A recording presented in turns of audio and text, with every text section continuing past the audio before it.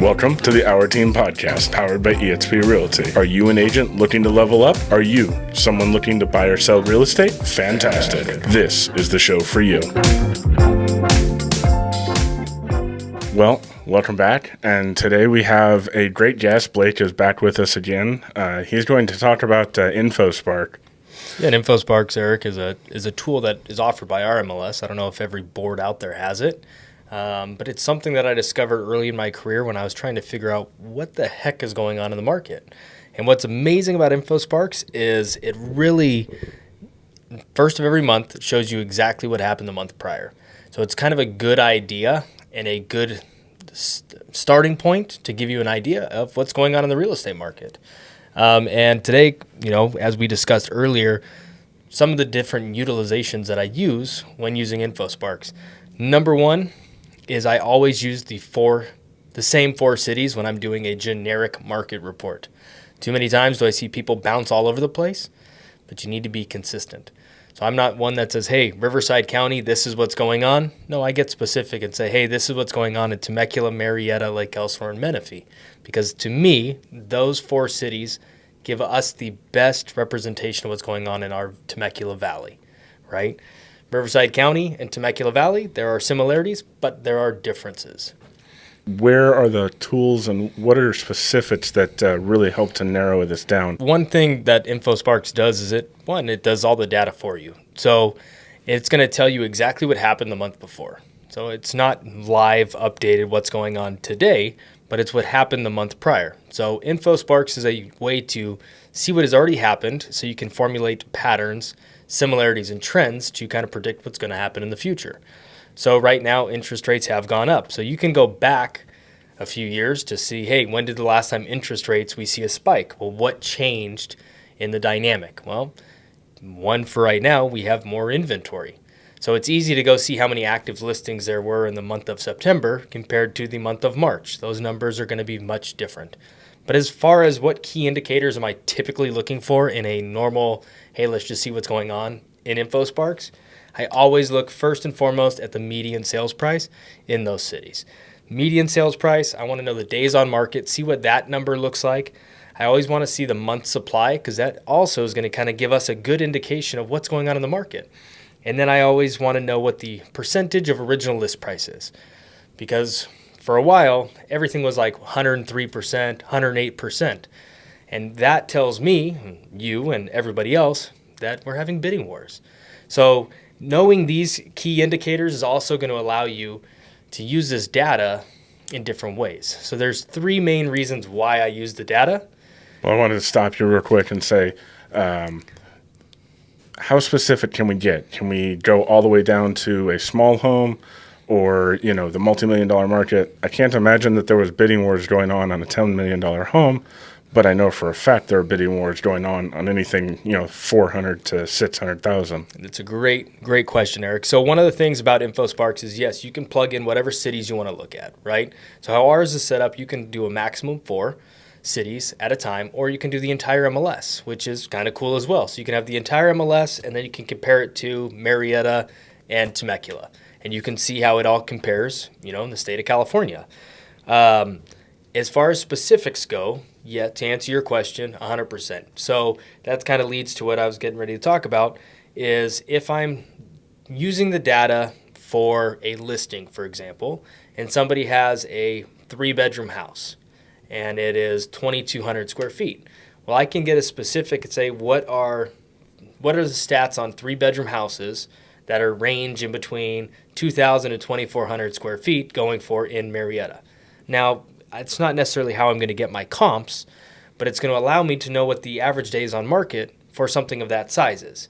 And I also get very specific. So when I'm doing my market updates and I'm talking to a client or so on and so forth, if I'm going to a listing appointment on a condo, I do not want the data on a manufactured home. I don't want the data on a single family residence. I want the data specifically for what I'm looking for. So like, you're asking what are those for? I'm going to be very specific. When I have a multi-million-dollar listing and it's over 4,000 square feet, I'm setting the square footage over 4,000 square feet and higher to see what that looks like. And part of the reason that, we use these for listings specifically is there are different, in our area, I call it the tale of three markets, right? We have our FHA market, so anything under, the FHA loan limit, that is going to be the largest buyer pool. So when I'm listing a property in that buyer pool, I can assume I'm going to have a lot more traffic. Then we have what I call kind of the next market, which is outside that FHA range up until you get to, just past the normal conventional limits. And that's kind of like, the mid-market. It still has a lot of buyers. It's a very healthy market. It's very much more stabilized than the FHA market because there's a little bit less buyers. But once you get into that luxury market, in our Temecula Valley, I consider luxury market kind of somewhere $1 million and up. And for a while, a lot of properties were $1 million, but ultimately anything about $1 million and higher in our area is considered luxury. I think we all can agree on that. Some might say $1.5 million, but roughly around there. And that market is going to be a lot shorter and smaller. So when I'm going to a listing appointment for a $500,000 house, knowing the average day on market is 7 days, well, I can share that with my client. So look, we're listing your house at, you want to list your house at 500. I think our target price is more 485. Let's go ahead and test it at 500. Well, the average day on market is 7 days. If we hit 14 days and we don't have any offers, what's the market telling us? You need to make a change is the exact. So I'm one that likes to provide my clients with all the data because it's going to help with conversations down the road, right? The more information you give them up front, and one, it gives transparency, gives them clarity, and it's going to help us with direction. If we list and if the average day on market's 21 days and we've been on the market 7 days and we don't have an offer and the client says, hey, how come we don't have any offers? Take a deep breath. In this particular area, homes sit a little bit longer for whatever reason that may be, right? So we know certain areas out here that do not get as much traffic because most people don't know where they are. For example, Wildomar. Most people have never heard of the city of Wildomar. Yet you drive by it and you don't even know it's there. Correct. And same with Winchester, right? So I use the same kind of concept I use InfoSparks when I'm working with buyers. And I guess this is kind of a nice segue into that. So people ask, well, how do you use all this information with buyers? Well, if I have a client, and during COVID and the mad rush we had over the last year and a half, InfoSparks was huge. If I had a buyer that's pre-approved and they're qualified up to $650, and they need a 5-bedroom home. Temecula is not going to be the winner. Temecula is not going to be the winner. So I always have this information at the tip of my fingertips. So when I'm out there showing them houses and they're like, man, I really like this one, but, what do you think? And, we write an offer and they may get outbeat because there's only 2 houses in the whole city that are over 4 bedrooms under $650. But if I know, because I've already done the work, hey, you need a 4-bedroom home, what about Menifee? Are you open to Menifee? Because at $650 and 4 bedrooms, you may have 35 houses to choose from instead of 2. I was going to say Lake Elsinore, Menifee, Winchester, or Winchester and Wildomar maybe. Yep. And I use this. The reason I started doing this is, one, I wanted not only to know what's going on, but I want to be able to provide more value to my clients. Now, working with buyers and using data and information, it's going to help them shorten their time. And a lot of times, especially like today, interest rates, no one really knows what's going on, up, down, inside out. Time is of the essence, right? You can blink and interest rates are 8%. Right? So shortening that gap and getting people to look in the areas that make the most sense for them is the biggest part of our job, right? We don't want to have somebody looking in Temecula because that's where they Googled Southern California, Temecula popped up, and they have it's not affordable for them, or it doesn't have all the things that they need, right? So there's so many situations that come up that are, as we know, buyers and sellers have specific needs. And putting all those puzzle pieces together is going to help us out. And I use InfoSparks to help with that. So what you're saying is any agent should be using it. It's a great way to level up and just get that much more knowledge so that you can help your client to understand what's going on and give them a true sense of where the market was and possibly where it's going. Yeah.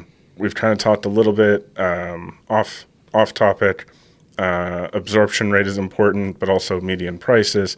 And what other tools are you using within InfoSpark to really level down and figure out what's going on? Well, that's a good question. So, the key metric that I first go and look at, and I report every month, if you follow me on social media, within the first 3 days of the month, you're going to see what's going on in the Temecula Valley, and it's always going to be single-family residence and median sales price.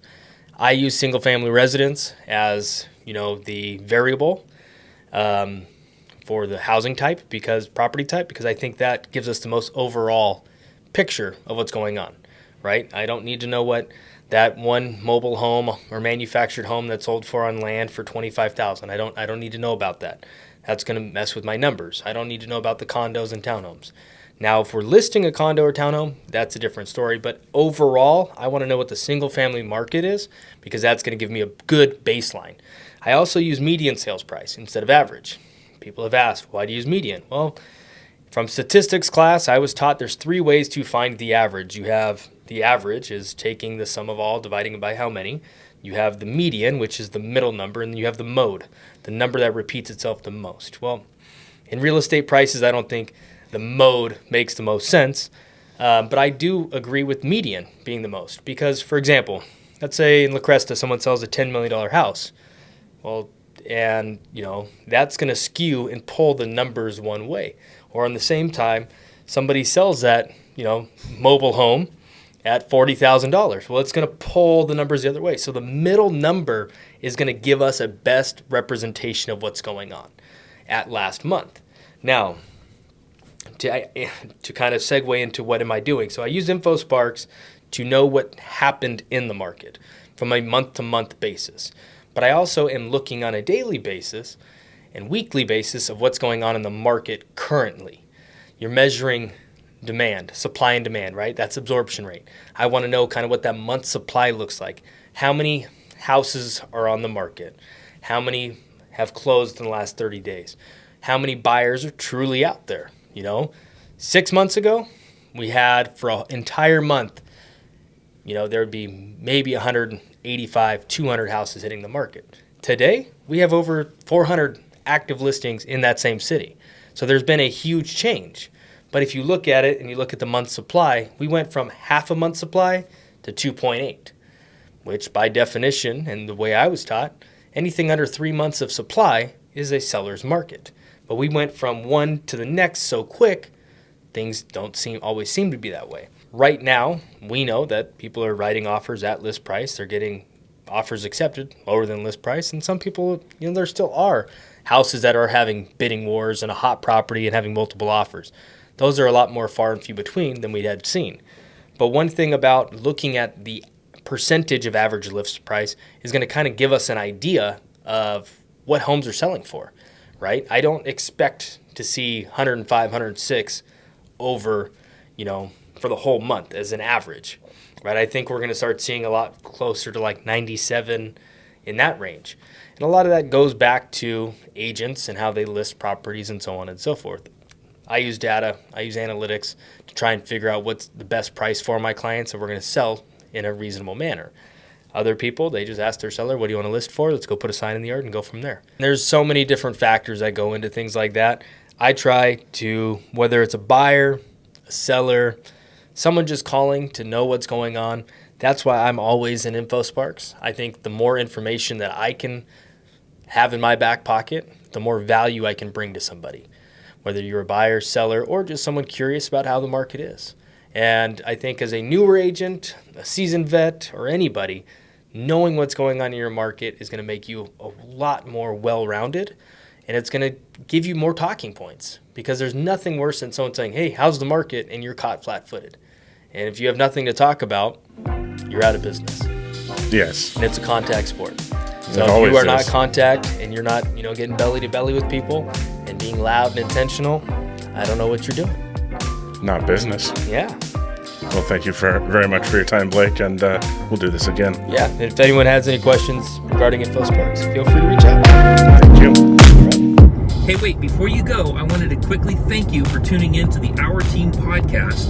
And whether you're listening on Facebook Live or you're tuning in on YouTube or maybe listening to a podcast, I wanted to just say, if you found any value in this, would you please take the time to like and subscribe? And if you leave a comment, that really helps the show as well.